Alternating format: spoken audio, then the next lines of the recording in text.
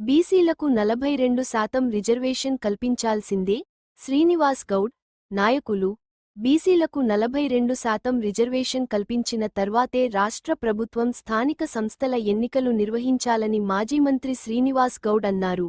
Somajiguda press క్లబ్లో BC ప్రజాప్రతినిధుల వేదిక కార్యక్రమంలో ఆయన మాట్లాడారు. చట్ట సభలలో మహిళలకిచ్చే రిజర్వేషన్లో బీసీలకు ప్రత్యేకంగా కోటా ఇవ్వాలన్నారు. వివిధ సంఘాల నాయకులు మాట్లాడుతూ, తెలంగాణ సాయుధ పోరాటంలో అమరులైన వారిలో ఎక్కువ మంది బీసీలే అని గుర్తుచేశారు. అట్లా అన్ని సంఘాల నుంచి ఎంపీపీలు, జెడ్పీటీసీల సంఘం, ఎంపీటీసీల సంఘం, సర్పంచ్ల సంఘం, కౌన్సిలర్ సంఘం, స్థానిక సంస్థల ప్రజాప్రతినిధుల రాష్ట్ర అన్ని సంఘాల సమన్వయ వేదికనే బీసీ సంఘాల ప్రజాప్రతినిధుల వేదికది. మరి ఈ వేదిక ద్వారా ఈరోజు ఈ రాష్ట్ర ప్రభుత్వం 60% జనాభా ఉన్నటువంటి బీసీలను 42% రిజర్వేషన్ ఇస్తామని చెప్పి కామారెడ్డి డిక్లరేషన్ చేయడం జరిగింది. మరి కామారెడ్డి డిక్లరేషన్ 42%తోనే ఎలక్షన్లు మేము పోతామని చెప్పి ప్రకటించడం జరిగింది.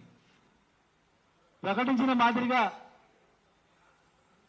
ఒప్పులో తప్పులో బీసీ జనగణన చేసిన సంతోషం. అసెంబ్లీలో తీర్మానం చేసిన దాన్ని అన్ని పార్టీలు కూడా సహకరించినాయి, అది కూడా సంతోషం.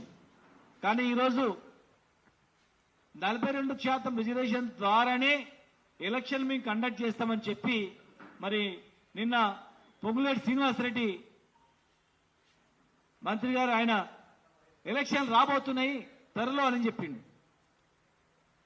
మరి ఏది లేదు, చట్టబద్ధత రాలేదు, అప్పుడే ఎట్లా ఎలక్షన్స్ వస్తాయనే ఇది ఒక మోసం జరుగుతుందనే సందేహంలో ఇక్కడ ఉన్నటువంటి వేదిక ఉన్నటువంటి అన్ని సంఘాల నాయకులు మరి గత 2 రోజులుగా చర్చించి ఖచ్చితంగా ఈ ప్రభుత్వాన్ని మనం నిలదీయాలి, 42%తోనే ఎలక్షన్లో పోవాలి తప్ప 42% చట్టబద్ధత లేకుండా అసెంబ్లీ తీర్మానం చేసినామని కేంద్రం మీద పడేసి ఎలక్షన్లో పోతే ఎట్టి పరిస్థితుల్లో మనం ఊరుకోవద్దు, గ్రామాల వారీగా మండలాల వారీగా మనం కార్యక్రమాలు చేయాలని చెప్పి మరి 2 రోజులుగా చర్చించి ఈరోజు మీడియా ద్వారా ఇవాళ మేము తెలంగాణ ప్రజానీకానికి తెలియజేస్తా ఉన్నాం.